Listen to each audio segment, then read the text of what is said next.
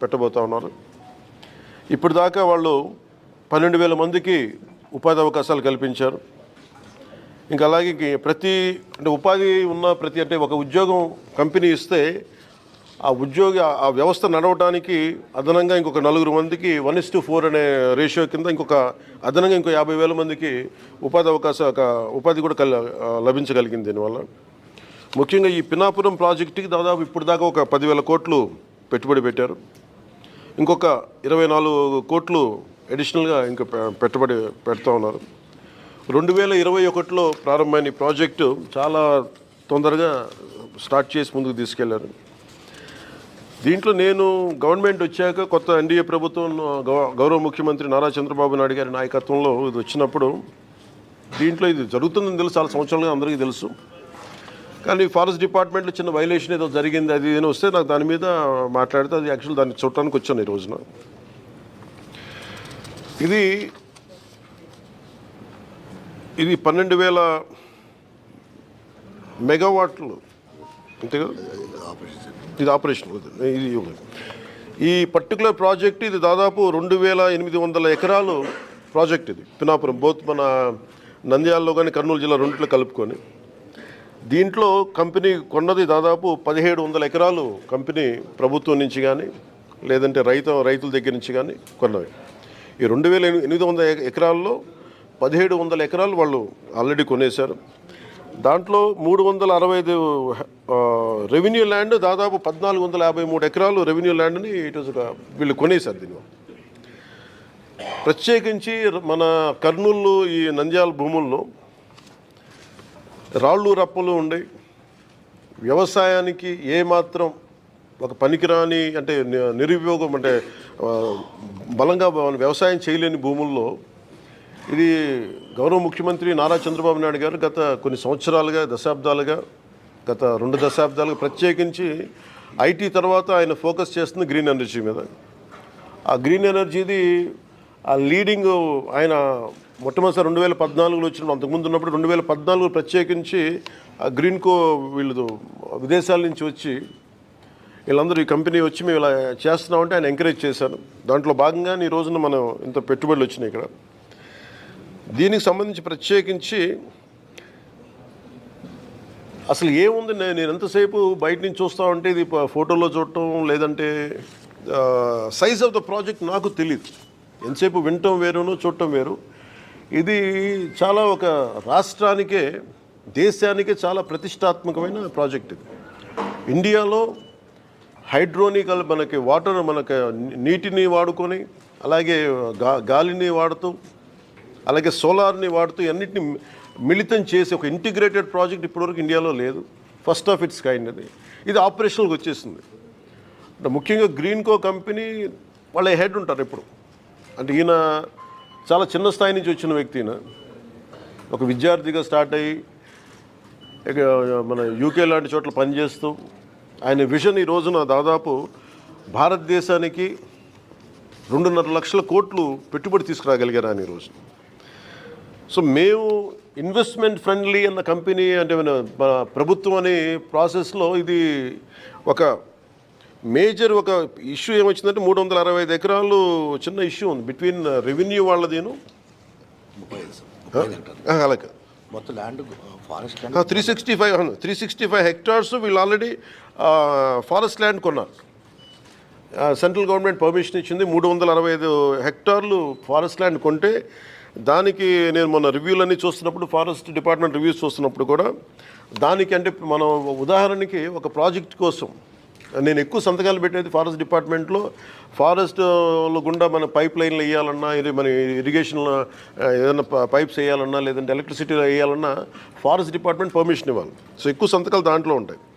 ఒకసారి including government department ఏదైనా సరే నేను ఒక 2 ఎకరాలు మేము ఒక చిన్నపాటి ఒక అడుగు తీసుకున్నా కానీ ఇంకో అడుగు వేరే చోట ఇవ్వాలి. ఇది చాలా ప్రత్యేకించి ఉంటుంది. అంటే కాంపెన్సేటరీ యాక్ట్ ఉంటుంది. అంటే మీరు ఒక ఎకరం ఫారెస్ట్ని మేము మీకు పబ్లిక్ అవసరాలకు కానీ పారిశ్రామిక అవసరాలకు కానీ మనం ఇస్తే ఎగ్జాక్ట్ ఇంకొక 1 ఏకర్ ఫారెస్ట్ కొని ఇవ్వాలి ఇక్కడ. సో వీళ్ళు ప్రత్యేకించి 365 హెక్టార్లో ఫారెస్ట్ అవసరం ఉందనేది కేంద్ర ప్రభుత్వానికి తెలియజేస్తున్నప్పుడు ఇవన్నీ స్టేట్ల పరివ్యూ కింద రావు. ఇది కేంద్ర ప్రభుత్వం ఇవ్వాల్సినవి ఇవన్నీ.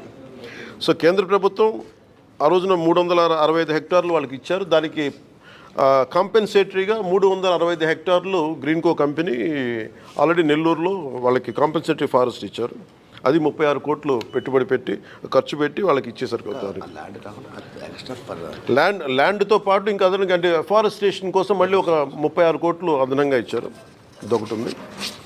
అలాగే డిస్ప్యూటెడ్ ల్యాండ్లో మనకి ఏంటి ఇక్కడ ఇందులో ఒక ప్రత్యేకంగా ఏమనిపించిందంటే రెవెన్యూ డిపార్ట్మెంట్ 45 హెక్టార్లు ఇది ఇష్యూ ఏముందంటే ఫారెస్ట్ డిపార్ట్మెంట్కి రెవెన్యూ డిపార్ట్మెంట్కి చిన్న ఇష్యూ ఉంది. ఈ 45 హెక్టార్లు ఇది రెవెన్యూ డిపార్ట్మెంట్ అని చెప్పేసి రెవెన్యూ వాళ్ళ దగ్గర ఉంది. ఈ దీంట్లో మొత్తం అప్పుడు ప్రభుత్వం ఇచ్చేసినప్పుడు మొత్తం సవ్యంగా ఇచ్చేశారు. 45 హెక్టార్లు ఇచ్చేశారు భూమి. ఇస్తున్నప్పుడు దాంట్లో ఈ dispute between forest department and revenue డిపార్ట్మెంట్లో 45 హెక్టార్లు మీద మాదా ఉంది. ఇది 1962 నుంచి దాంట్లో ఒక 10 ఎకరాలు 12 ఎకరాలు పట్టాలు కూడా ఇచ్చేశారు.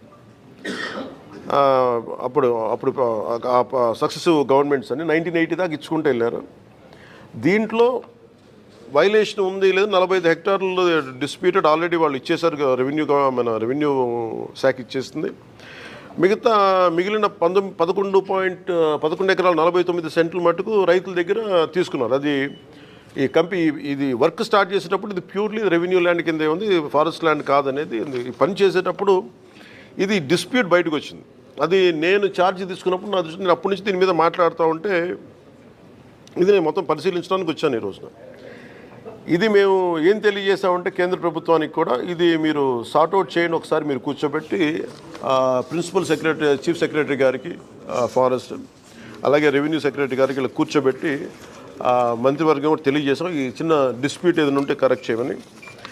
ఇది ఏమైపోతుంది, నేను ఈ సైజ్ ఆఫ్ ద ప్రాజెక్ట్ చూసినప్పుడు నాకు ఒకటే అనిపించింది, ఆఫీసుల్లో కూర్చొని రివ్యూ చేయడానికి సైట్లో కూర్చొని రివ్యూ చేయడానికి ఒకవేళ ఏదన్నా ఒక వైలేషన్ ఏదైనా ఉన్నా కానీ యాజ్ ఆన్ టుడే నాకు ఇది డిపార్ట్మెంటల్ ఇష్యూ ఇది అది సార్ట్అవుట్ చేసుకుంటే అసలు అది కూడా ఉండదు. బట్ నాకు అనిపించిందంటే ఏమాత్రం ఇష్యూ లేకుండా ఈ స్థాయికి ప్రాజెక్ట్ని తీసుకురాగలిగారంటే నిజంగా they have done a commendable job. Me team చాలా అద్భుతంగా చేశారు. ఇది అంటే సైజ్ ఆఫ్ ద ప్రాజెక్టు అంటే నాకు మొత్తం చూస్తూ ఉంటే మనకు భారతదేశంలో ఈ స్థాయి ప్రాజెక్ట్ ఎక్కడ లేదు. అమెరికాకి ఎక్కడ వెళ్తే హూవర్డ్ డ్యామ్ చూస్తే నాకు అది ఆ స్థాయికి అనిపించింది. చాలా ఓవర్వెల్మింగ్ అనిపించింది, చాలా అద్భుతంగా చేశారనిపించింది. దట్టు షార్టెస్ట్ టైం పాసిబుల్, చాలా అత్యంత తక్కువ వ్యవధిలో చాలా అద్భుతంగా నిర్మించారు. ఇది ఇట్స్ గ్రేట్ వర్క్.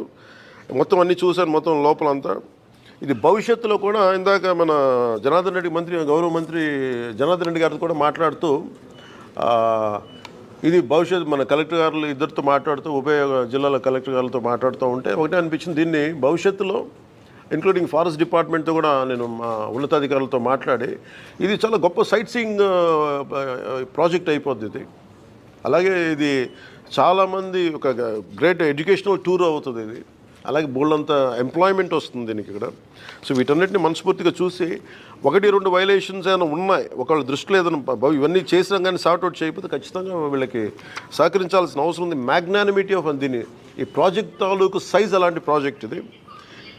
1-2 చిన్న చితక ఏదైనా ఉంటే కనుక దాన్ని ఖచ్చితంగా దాన్ని గవర్నమెంట్ సహకరించి దీన్ని ఎందుకంటే ఇది మేము తీసుకున్న నిర్ణయం కాదు, ఏమైనా ఉంటే ఇది కేంద్ర ప్రభుత్వం దృష్టిలో పరిధిలో పంపించి మా సైడ్ నుంచి ఇది చీఫ్ సెక్రటరీ గారికి మన ఫారెస్ట్ పీసీసీఎఫ్ గారికి అలాగే కూర్చోబెట్టి దీన్ని పూర్తిగా అసలు ఆ చిన్నపాటి ఏమన్నా కరెక్ట్ చేయమని ఈ ప్రాజెక్ట్ మనస్ఫూర్తిగా ముందుకెళ్ళాలి. ఎందుకంటే ఇన్ని 10,000 కోట్లు పెట్టుబడి పెట్టిన తర్వాత దాదాపు ఇంకొక 14,000 అంతే ఇంకో 40,000 కోట్లు ఎంచుకుని 12,000 కోట్లు పెట్టేశారు. 12,000 కోట్లు పెట్టారు, ఇంకో అదనంగా ఇంకో 10,000 కోట్లు పెట్టాలి.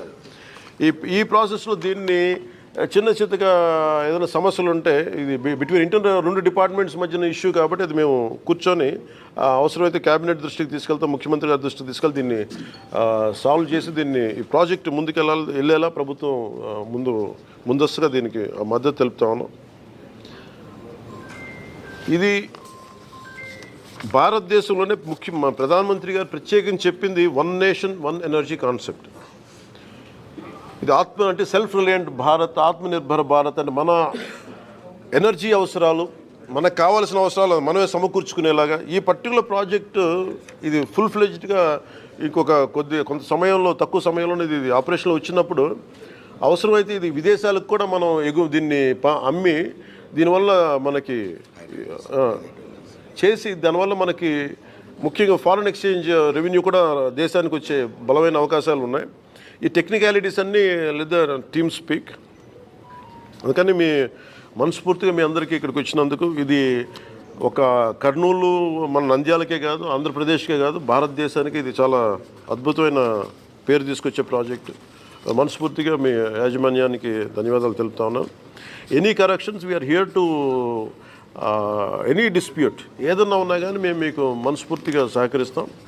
అలాగే దానికి ఏదన్నా 1-2 నేను కోరుకునేది కూడా యాజమాన్యానికి కూడా ప్రత్యేకించి మీరు చేస్తున్న ప్రాజెక్ట్స్ ఇక్కడ అంటే మీరు ముఖ్యంగా ఇది కార్పొరేట్ సోషల్ రెస్పాన్సిబిలిటీ కింద మీరు చేస్తున్నామని కానీ ఇక్కడ విలేజెస్ సంబంధించి ముఖ్యంగా ఈ ఆర్గానిక్ ఫార్మింగ్కి ఇక్కడ యువతకు కూడా కొంచెం అవకాశాలు మరింత కల్పించండి.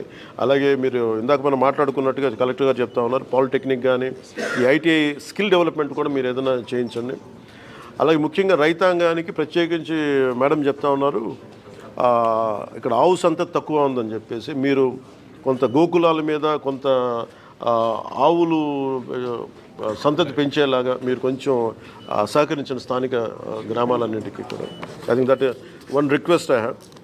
అలాగే మీరు పిల్లలకు కూడా స్కూల్ పిల్లలకు కూడా కొంచెం అదనంగా మీరు అంటే ఇదేది మేము మిమ్మల్ని రిక్వెస్ట్ చేసేది తప్ప అంటే మీరు ఇష్టంతో చేయాలి తప్ప ఇది మేము బలవంతంగా చేయించేది కాదు.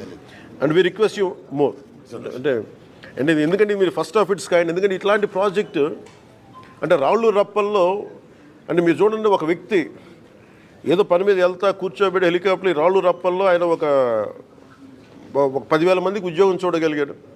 ఒక 40,000 మందికి ఈ రోజున చూస్తే నాకు చాలా ఆశ్చర్యం వేసింది. ఎక్కడో అసలు దారి కూడా లేదు, హెలికాప్టర్ వస్తున్న అసలు దారి ఏం కనిపించలేదు. కానీ 40,000 మందికి దాదాపు భవిష్యత్తులో ఇంకొక 10,000 మందికి డైరెక్ట్ ఉపాధి కల్పించడం ఇవన్నీ రాళ్లలో రప్పల్లో ఇంత ఉపాధి అవకాశాలు చూసినందుకు మనస్ఫూర్తిగా గ్రీన్కో కంపెనీ యాజమాన్యానికి మనస్ఫూర్తిగా నా ధన్యవాదాలు హోల్ హార్టెడ్లీ. అంటే ఈ ప్రాజెక్ట్ నేను ఇందాక అడిగింది ఏంటంటే అందరినీ మా పేషెంట్ కూడా అడిగింది అసలు ఈ ప్రాజెక్టు దీని ఏం చేస్తే ప్రాజెక్ట్ నాకు అర్థమయ్యే మామూలు భాషలో చెప్పండి. నాకు ఈ మెగావాట్లు గిగావాట్లు నాకు ఎన్ని కొంచెం అర్థం కావడం కొంచెం ఇబ్బందిగా ఉంటుంది. అంటే నేను ఒక ఇంట్లో కూర్చొని నేను లైట్లు వేసుకుంటే నాకు ఎన్నింట్లో లైట్లు వెలుగుతాయని అడిగితే 43 లక్షల ఇళ్లల్లో ఒక 200 యూనిట్లు చొప్పున రోజుకి వాడుకుంటే 43 లక్షల ఇళ్ళకి ఈ ప్రాజెక్టు డైరెక్ట్ పవర్ ఇవ్వగలదు. నెలకి 200 యూనిట్లు. అలాగే అగ్రికల్చర్ లోడు రాష్ట్రంలో 50% అగ్రికల్చర్ లోడుని ఈ ప్రాజెక్టు తీర్చగలదు. అంటే ఆంధ్రప్రదేశ్ తాలూకు ఎనర్జీ అవసరాలని 3వ వంతుని ఈ ప్రాజెక్టు అంత సత్తా ఉన్న ప్రాజెక్టు. సో అందుకని మనస్ఫూర్తిగా ఇలాంటి ప్రాజెక్ట్ని మీరు ఆంధ్రప్రదేశ్లో పెట్టినందుకు ఎవరు చూడనప్పుడు మీరు అంటే ఈ రోజున నిన్న మన ఎన్టీపీసీ కూడా చూసాం, మన ప్రధానమంత్రి గారు ఓపెన్ చేశారు. మోర్ దెన్ గవర్నమెంట్ ఏజెన్సీస్ కంటే ముందే వీటన్నిటికంటే ముందు ఆయన ఒక విజన్తో చూశారు. అది మనస్ఫూర్తిగా చలమశెట్టి అనిల్ గారికి మనస్ఫూర్తిగా నా ధన్యవాదాలు తెలియజేసుకుంటాం. అలాగే సంపూర్ణంగా మేము ఏదైనా ఇష్యూ ఉంటే ఫర్దర్గా మా డిఎఫ్ఓ గారు కూడా ఇక్కడే ఉన్నారు, నా దృష్టికి ఆవిడే తీసుకొచ్చారు. ఇది కొంచెం పారదర్శకంగా we are here to encourage. At the same time any corrections ఉంటే మీరు ఏదైనా కొంచెం పెద్ద మనసుతో కొంచెం సహకరించండి, మేము కూడా అలాగే సహకరిస్తామని తెలియజేసుకుంటాం. థ్యాంక్ యూ అండ్ జై హింద్.